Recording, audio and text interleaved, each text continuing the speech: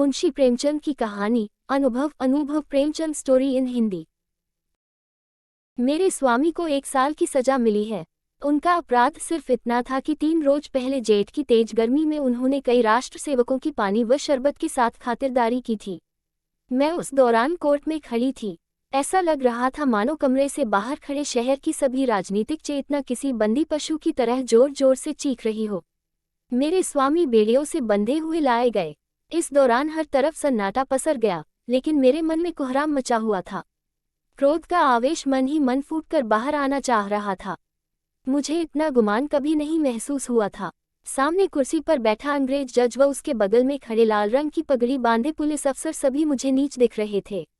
बस यही मन कर रहा था कि तुरंत दौड़कर अपने स्वामी के पैरों में गिर जाऊं और वही प्राण त्याग दूं। कभी शांत, कभी चंचल तो कभी आत्मसम्मान से भरी मूर्ति सी दिख रही थी मैं।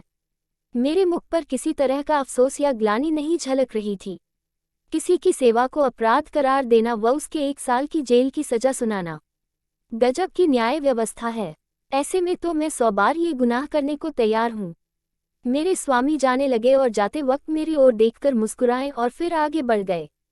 कोर्ट से बाहर आकर मैंने 5 रुपये की मिठाई खरीदी और कुछ राष्ट्रीय सेवकों को आमंत्रित कर मिठाई खिलाया। उसी दिन शाम होते ही मैं पहली बार कांग्रेस के जलसे में शामिल होने से खुद को रोक न सकी। यही नहीं, मैंने मंच पर जाकर भाषण भी दिया। अंदर द्वेष इतना भरा था कि सत्याग्रह का प्रण भी ले लिया। उस समय मेरे अंदर इतनी शक्ति कहाँ से आ गई मुझे खुद भी पता नहीं चला, लेकिन हाँ, सब कुछ न्यौछावर हो जाने के बाद अब किस बात का डर था। भगवान का कठिन से कठिन प्रहार भी अब मेरा क्या ही बिगाड़ सकता था। अगले दिन मैंने पिताजी व ससुर जी के लिए 2 पत्र लिखे। ससुर जी को पेंशन मिलती थी और पिताजी जंगल के महकमे में अच्छे पोस्ट पर आसीन थे। परंतु अफसोस कि सारा दिन बीत जाने के बावजूद कोई जवाब नहीं आया। उसके अगले दिन भी किसी का खत नहीं आया, लेकिन तीसरे रोज दोनों लोगों का जवाब आया। ससुर जी ने पत्र में लिखा था कि मुझे लगा था कि वृद्धावस्था में तुम दोनों मेरा सहारा बनोगे, लेकिन अब कोई फायदा नहीं। तुम दोनों ने मेरी आस पर पानी फेर दिया। मुझे सरकार से पेंशन मिलती है, लेकिन तुम्हें अपने यहाँ रखकर मैं इस पेंशन को नहीं खोना चाहता। पिताजी के पत्र में भी कुछ ऐसा ही कठोर जवाब सुनने को मिला। पिताजी को इसी वर्ष ग्रेड मिलने वाला था, परंतु अगर वो मुझे अपने पास बुलाते तो उन्हें ग्रेड से हाथ धोना पड़ता। ऐसे में वो मेरी मौखिक रूप से मदद करने के लिए तैयार थे। मेरा मन दुखी हुआ और मैंने इन दोनों खत को जला दिया व उसके बाद उन्हें और कोई खत नहीं लिखा। इसे ही कहते हैं स्वार्थ, जिसका प्रभाव इतना प्रबल होता है कि वक्त पर अपनी संतान भी नहीं नजर आती। ससुर व पिता दोनों ने मुंह फेर लिया, लेकिन अभी मेरी आयु ही क्या है, अभी तो मुझे दुनिया देखनी है। इतने में किसी ने बाहर मेरे दरवाजे की कुंडी खटखटाते मुझे आवाज दी। मैं सहम गई, मेरे रोंगटे खड़े हो गए। मैं दरवाजे पर कान लगाकर सुनने की कोशिश कर रही थी कि कहीं वो बदमाश तो नहीं। फिर मैंने कठोर आवाज में कहा, कौन है, क्या काम है? बाबू ज्ञानचंद की आवाज सुनकर मैं थोड़ी शांत हुई। ये मेरे स्वामी के सबसे अच्छे मित्र हैं। उनके साथ एक महिला भी आई थी, वो उनकी पत्नी थी। पहली बार वो मेरे घर आई। मैंने उन्हें आदर भाव से प्रणाम कर अंदर बुलाया। ये दोनों ऊपर आकर बैठे व बेहद ही दरियादिल से मुझे संतावना देने लगे। उनकी पत्नी के विचार देखकर मुझे ये समझ आ गया कि वो एक सशक्त महिला है। उनके चेहरे से ही उनकी प्रतिभा झलक रही थी। दोहरी कदकाठी के साथ चेहरे पर रोब व जेवरों से लदी किसी महारानी से कम नहीं लग रही थी। खास बात तो ये थी कि बाहर से वो जितनी ही कठोर दिख रही थी, अंदर से उतनी ही करुणा से भरी हुई थी। उनसे बातचीत शुरू हुई। ज्ञान जी की पत्नी, क्या घर पर किसी को खत लिखा?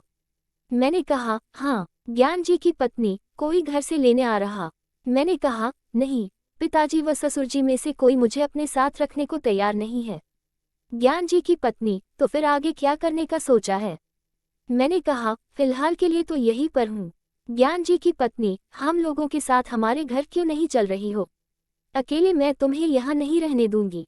इस दौरान खुफिया के दूत घर के बाहर डटे हुए हैं। मुझे आशंका हो गई थी कि ये खुफिया के दूत ही होंगे। ज्ञान जी ने अपनी पत्नी की ओर देखा और पूछा, मैं तांगा ले आऊं? ज्ञान जी की पत्नी ने इशारे में ही आज्ञा दे दी। ज्ञान जी तुरंत द्वार की तरफ चले। तभी ज्ञान जी की पत्नी ने बोला, रुको, कितने तांगे लेकर आओगे? ज्ञान जी घबरा कर बोले, कितने? ज्ञान जी की पत्नी, हाँ कितने, एक तांगे पर सिर्फ 3 लोग ही बैठ सकते हैं, बाकी के सामान बिस्तर बर्तन आदि कैसे जाएंगे? ज्ञान जी फिर 2 ले आऊं? ज्ञान जी बोले। ज्ञान जी की पत्नी एक तांगे पर कितना सामान जाएगा? ज्ञान जी फिर ठीक है 3 ले आता हूँ। ज्ञान जी की पत्नी हाँ तो जाओ भी, अब इतनी देर क्यों कर रहे हो? जब तक मैं कुछ कहती तब तक ज्ञान जी निकल गए। मैंने संकोचते हुए उनकी पत्नी से कहा, मेरे आने से आपको तकलीफ होगी। कठोर वाणी में ज्ञान जी की पत्नी ने बोला, हाँ तकलीफ तो होगी, तुम किलो भर आटा खाओगी, घर का एक जगह भी घेर लोगी, ये सब क्या कम कष्ट है? इतना सुनकर मैंने कहा, क्या बहन आप भी? उनकी पत्नी ने मेरा कंधे पर हाथ रखकर बोला, जब तुम्हारे स्वामी वापस आ जाए तो मुझे अपने घर में रख लेना, हिसाब बराबर हो जाएगा। अब ठीक है ना, तो चलो सारा सामान बांध लो। ये सब देखकर बिल्कुल सपने जैसा लग रहा था। इतनी उदार स्त्री मैंने आज तक नहीं देखी थी। मुझे उनमें बड़ी बहन दिख रही थी। ऐसा लग रहा था जैसे क्रोध व चिंता जैसी चीजों पर उन्होंने काबू पा लिया है। मैंने बोला, कुत्ते हैं, काट भी तो सकते हैं। ज्ञान जी की पत्नी ने कहा, तो क्या इनके डर से भागना नहीं चाहिए? मैं बार बार उनके बारे में सोचती, छज्जे से जाकर देखती तो वो बाहर नजर आते थे। हाथ धोकर ये मेरे पीछे पड़ गए थे।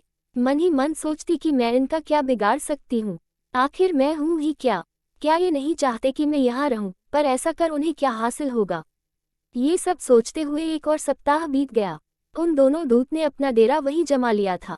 ऐसे में मैं और ज्यादा बेचैन थी, किसी से कुछ कह भी नहीं सकती थी। एक रोज संध्या के वक्त ज्ञान जी घर आए, घबराए हुए नजर आ रहे थे। मैं बरामदे में सब्जी काट रही थी। ज्ञान जी सबसे पहले कमरे में गए और अपनी पत्नी को बुलाया। उनकी पत्नी ने कहा, अरे अचानक से क्या हो गया? पहले हाथ मुंह धो लो, कपड़े बदल लो, कुछ खाओ, तब आराम से बैठकर बात करते हैं। उन्होंने पत्नी से बात करने के लिए दोबारा आग्रह करते हुए कहा, तुम क्यों नहीं समझ रही, मेरी जान पर बनाई है। फिर भी ज्ञान जी की पत्नी ने वहीं बैठे हुए कहा कि बात क्या है, बताते क्यों नहीं? ज्ञान जी ने कहा, पहले इधर आओ। इतने में मैं खुद वहां से दूर जाने लगी। तभी ज्ञान जी की पत्नी ने मुझे हाथ पकड़कर रोक लिया। मैं कोशिश करके भी उनसे हाथ नहीं छुड़ा पाई। ज्ञान जी मेरे सामने वो बात नहीं कहना चाहते थे, लेकिन उनसे इंतजार भी नहीं हो रहा था। उन्होंने तुरंत कहा, आज मेरे व प्रधानाचार्य के बीच झगड़ा हो गया। पत्नी ने पूछा, हार कर आए या जीत कर? ज्ञान जी ने स्वाभिमान के साथ कहा, जीत कर। जब मैंने नौकरी से इस्तीफा दिया तो उसका दिमाग चकरा गया। तभी उसने हाकिम जिला के पास जाकर बात की।